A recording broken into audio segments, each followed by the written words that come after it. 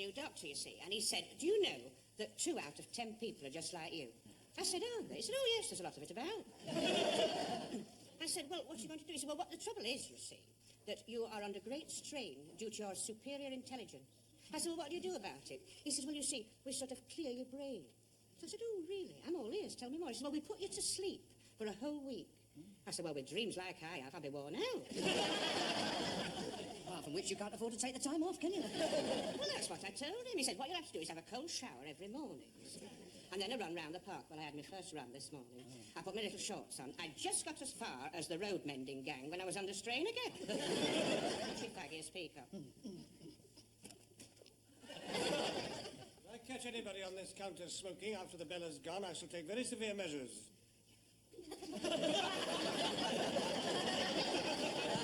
You're for it. I thought so. See me later, Mr. Lucas. Oh, he's in a foul mood, hasn't he? Oh, his whole world has fallen apart, you know. Don't tell me they've dropped him from the Grace Brothers table tennis team. They've been working on his chop all week. No, it's worse than that. When he went to the flower store this morning, they'd run out of carnations for his buttonhole. I saw the whole thing. Oh, do tell. They offered him a dahlia instead. He hit the roof. What sort of fool do you think I'd look walking around with a dahlia in my buttonhole, he said. And a bird behind the counter said, the same sort of fool you look walking around with a carnation in your buttonhole. So he cancelled his standing order and he sent Armand round the corner of the Cosy Posy shop for one. Franz? I thought so. You're late. Yeah, well, I'm sorry, but you see... Don't make your excuses to me. Explain yourself to Mrs. Slocum. If she is not satisfied, she will take the matter up with me. Mrs. Slocum? Yes, Captain Peacock. Miss Brahms, as you can see, is late.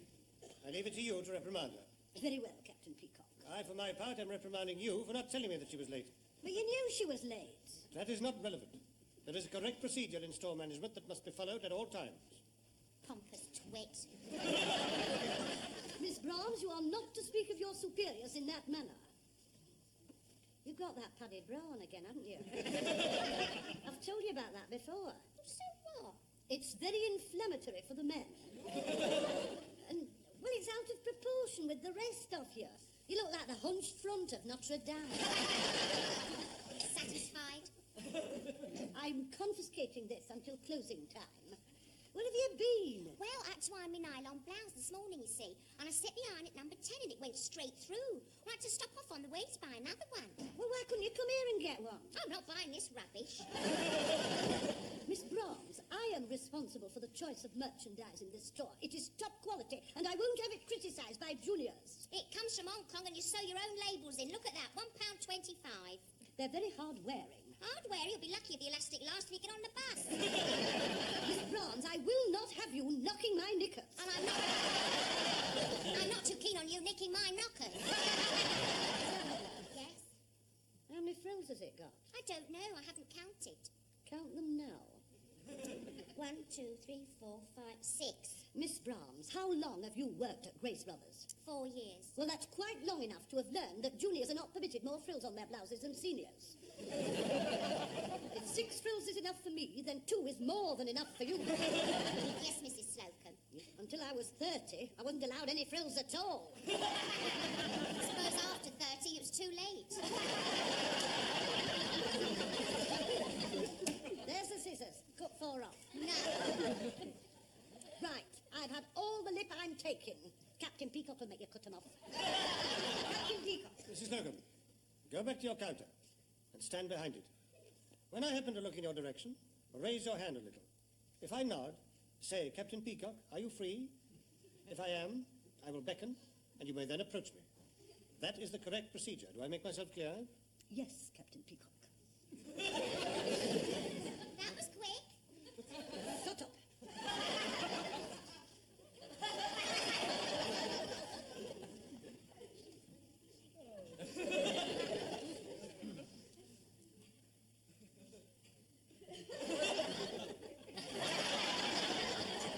Are you free, Captain Peacock?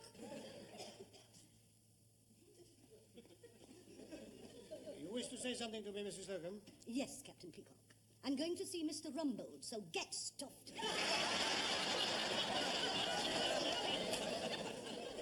Good morning, Mrs. Slocum. Drop dead.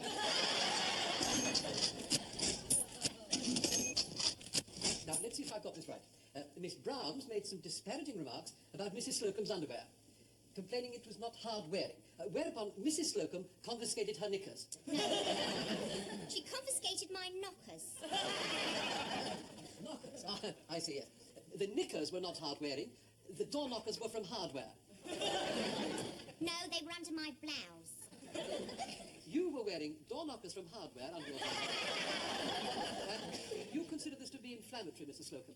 Well, I consider this to be Don't wear door knockers under your blouse anymore, Miss Brown. Mrs. Slocum then became agitated because up to the age of 30, she hadn't had as many thrills as Miss Brown.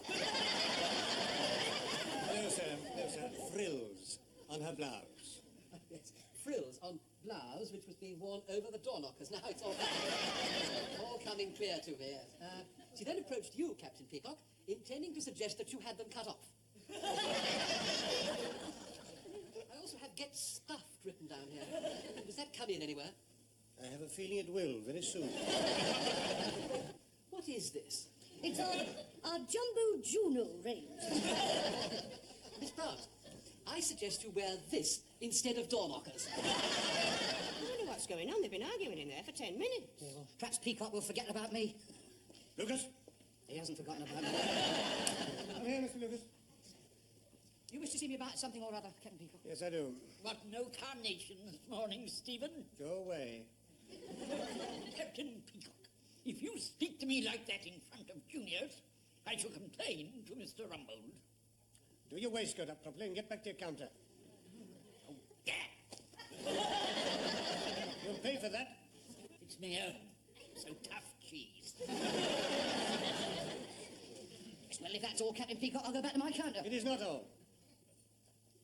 On Wednesday last, I twice reprimanded you for standing around with your hands in your pockets. On Friday, you had no handkerchief in your top pocket and your hands in your trouser pockets again. Ah, yes, my hands were in my trouser pockets then because they were looking for my handkerchief from my top pocket, you see. On Monday last, I reprimanded you for having hairs on your collar. Well, it started falling out, you see. On account of the worry because of the reprimand you give me on the Wednesday. I do not want to see fallen hairs on your collar again. No, sir. If I feel it falling, I'll jump out of the way. Unless you measure up to the standards required at Grace Brothers, we shall have to dispense with your services. Now get back behind your counter and send Mr. Humphreys over. Yes, sir. He's had a go at Granger. He's practically given me the sack. Now it's your turn. He wouldn't dare. He wants you. If you've got any complaints, will you get them over quickly? I've been under a lot of strain lately. And last Thursday... No, don't talk to me about Thursday. I thought I'd never get through the day. To start with, I got my high heels caught in the escalator. Then I had 6 pairs of Y-fronts returned with substandard openings. The coalman came round to my mother and said that he hadn't had what was due to him. Do you know, by 11 o'clock, my hand was shaking so much, it was more than my job was worth to take an inside leg. Well, let's take Friday. You were off the floor for 25 minutes in accounts. Oh, yes, it's that ledger clerk in sanctions. He will insist on telling me about Ramadan.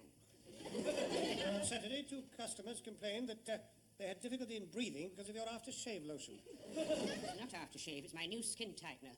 It works wonders. You should see the commercial they do for it. It shows a prune being turned back into a plum. It is my experience after 30 years in the distributive trade that customers place more trust in an honest prune than in someone desperately trying to look like Donny Osmond. Now get back down.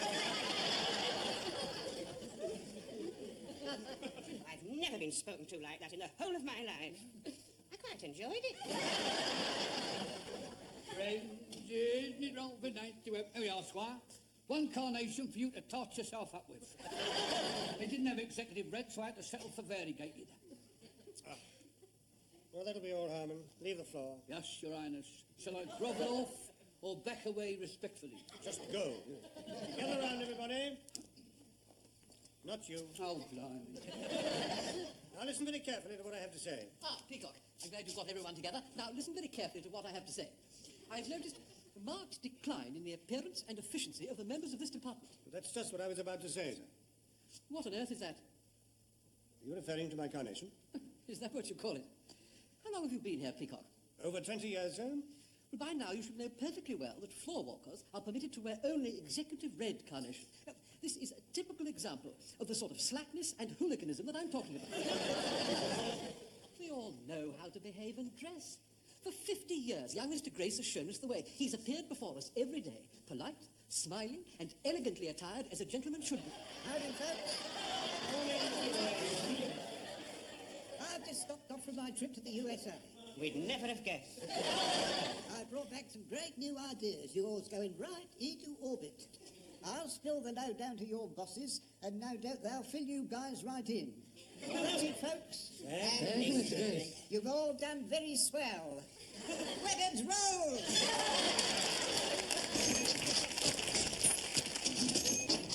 I hope this isn't going to take long, Captain Peacock.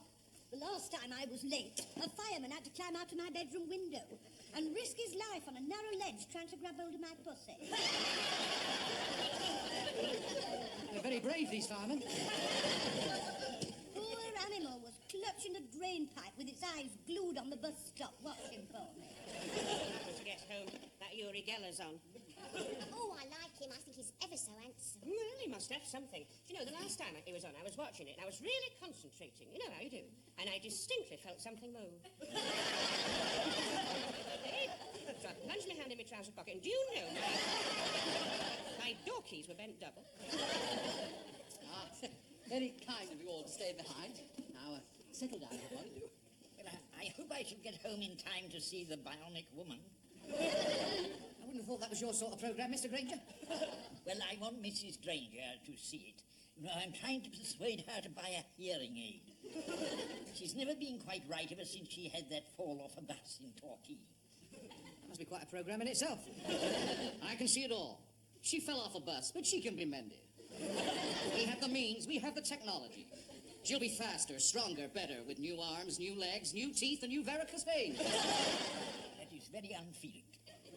Lucas, I absolutely forbid you to speak to your superiors like that. I'm sorry, Captain Peacock. I thought once the bell had gone, we were allowed to become human beings again. Well, this does bring me to the first point. Nay, to the very nub of our discussion here tonight. My word, we've never got to the nub as quick as that before. Now, Mr. Grace has been studying the sales techniques of stores such as ours in the USA, and he feels that we could benefit from some of their methods. Well, let me state categorically that if I'm to be expected to wear a Stetson hat and lasso the customers as they get out of the lift, I am leaving here and now. I've heard they have a very interesting position at Austin Reed's. That rumour's been going around for some time. There's no intention of us Yankifying ourselves. No, what we're striving for is the American informality, their easygoing approach to customers and indeed to each other. For example, all the staff are on first-name terms with the management. Is that a fact, Cuthbert? Normally, I would be annoyed if you were calling me Cuthbert, Stephen, but of course, you're quite right to do so. And Mr. Lucas's badinage with Ernest sets exactly the right tone of friendly inter-staff relations which young Mr. Grace is trying to achieve. What about his first name? Yes, Mr. Lucas, what is your first name? Just call me Mr. Lucas. Oh, dear, no, we can't have that. Come along, let's have it. Dick. Good. Gets more informal every minute. Well, now, I have a list of points here from young Mr. Gray, so let's go through them one by one. First, dress. We must henceforth dispense with the formality of our dress. All this rubbish about 2 inches of white handkerchief in the top pocket and... Carnations. Carnations and... Frills on blouses. Exactly. It's all out of date. All out of date. Dress to express your personalities. Don't look like salesmen. Look like people. Second, the approach to the customer. Don't strut up to the customer and say, "Are you being served?" No. Make contact with them. Say, "Hello there. My name's Stephen, and this is Dick." Yes, Dick, and he'll see if he's got something your size.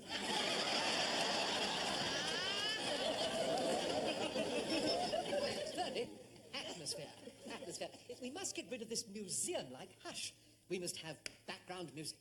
Oh, I shall look forward to that. Betty here, leaning over the counter, chewing gum, singing, "Hey, big spender, spend a little time on me." Watch it, Mr. Lucas. Dick. Thank you, Claiborne. Now, lastly, I have noticed a little tension between various members of the staff. This can communicate itself to customers. And Mr. Grace has ordered that we should start each day, as we mean to go on, by declaring our friendship for each other. Friendship? Yes. Yes, we shall start each day by gripping our fellow workers by the hand, looking into their eyes and saying, I like you. Let's try it now. I'll set an example.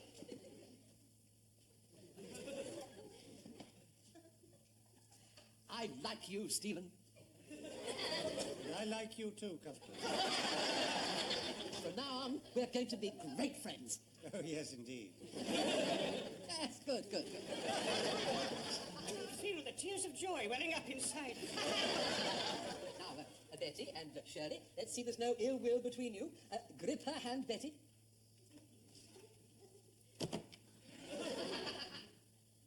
Smile. Now say, I like you, Shirley. I like you, Shirley. Excellent. Now, Claiborne. Hang on a minute, I'm not having this. She hasn't said she liked me. What didn't get a chance, did I? Old Juggy has jumped straight out. Jug, yes, I like that. Very well, Shirley. You off you go, then. No, it's too late now. The moment's passed. Well, never mind. Let's all do it together. Ready, steady, go. I like you. I like you, Claiborne. Yes, excellent, marvellous. Now, I think this overtime has been very well spent. I have a question, Cuthbert. Yes, Stephen. May we go home? What a shame. We were just becoming good friends. Now, remember, when you come in on Monday morning, it's informal attire, we're all on first-name terms, and friendship and banter are the order of the day. Well, good night, Ernest. Good night, Claiborne. Sweet dreams, Cuth. Good night, Dick. See you around, Baldy. Good night, Shirley and Betty. Here, we don't have to kiss you, do we? No, Thank heaven for that. good night, Stephen. Good night, Cuthbert. What do you think? I was dubious at first, but I can see the advantage of being able to speak one's mind and get things off one's chest without fear of upsetting anybody. I'm so glad you feel that, Stephen, because there's something I've been wanting to say to you all day. Oh, really, Cuthbert? What's that? Get stuffed.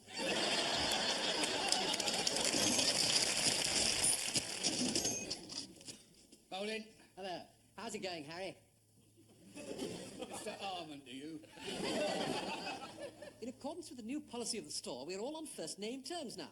Not me. Not until my convener has ratified the agreement with the properly constituted committee. Until then, it's Mr. Harmon. All right. How's it going, Mr. Harmon? Not bad, Cuthbert. Yeah, I thought you were supposed to wear casual things. Oh, that is for the members of the department to meet the public. It doesn't apply to executive staff.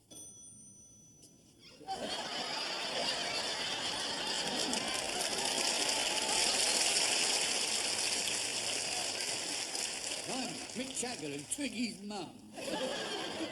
Morning, Shirley and Dick. I must say, I think you both made a marvellous effort.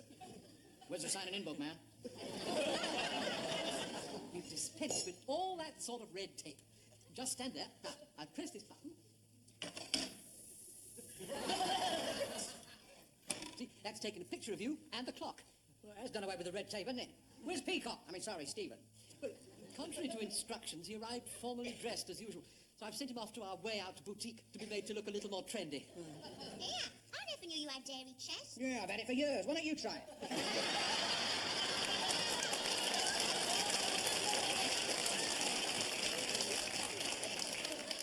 Good morning, Ernest.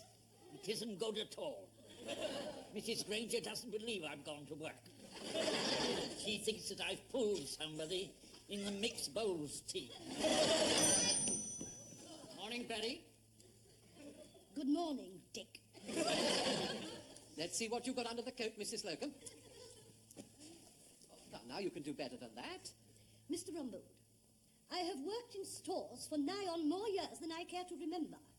And I have always dressed to suit the dignified side of my personality. But, Mrs. Slocum, it's the warm, uninhibited side of your personality that we're hoping to see. Very well.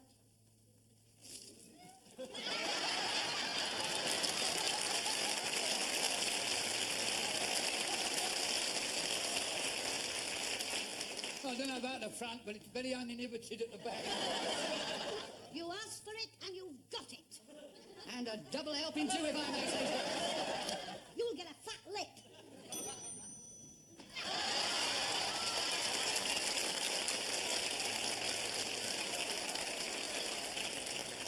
Cuthbert, Ernest, Shirley, Dick.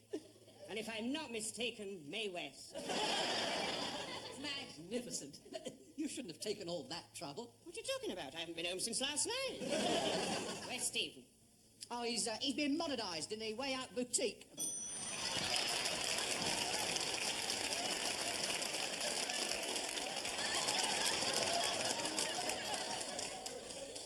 Get me Austin Reeves. Now, very good week, Mr. Dress. Yes, and may I say how glad we are that you've returned safely from your trip to the East? We've got all the ideas running. Everything's running very smoothly.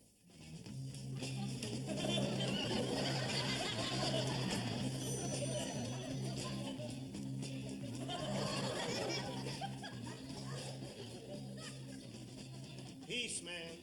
Love. That as well. You have trousers? As far as the eye can see. Then pant me, man.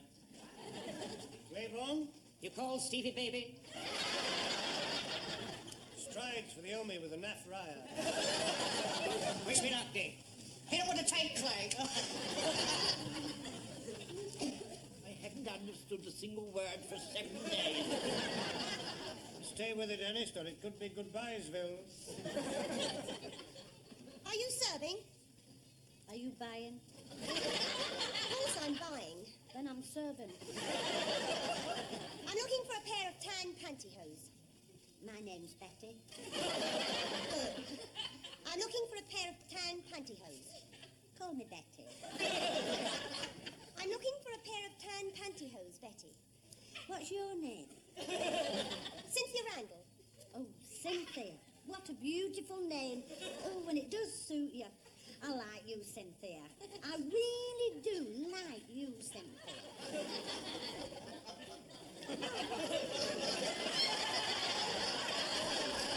Anyone about for the merchandise?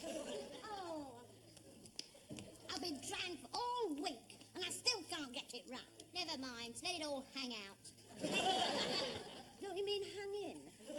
Not from where I'm standing, Betty baby. Hurry up, hurry up.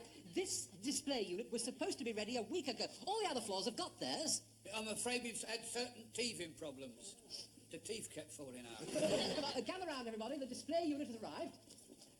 Now, this will stand outside your lift, and every time the doors open, it will raise its hat and say, "Welcome to my store, welcome to my store." Oh, it's so lifelike. It gives me the shivers. Shall I activate it? Yes, Mr. Hunt. Welcome to my store. Welcome to my store. Welcome to my store. Oh, switch it off, Mr. Welcome Harman. to my store. I thought it was supposed to raise its hat. Yes, what's wrong with it, Harman? Well, I told you we've been having troubles with it. Hang on. Shall I give it one more try? Yes, yes. Right. Welcome to my store. Welcome to my store. Welcome to my store. Welcome to my store. Welcome to my store.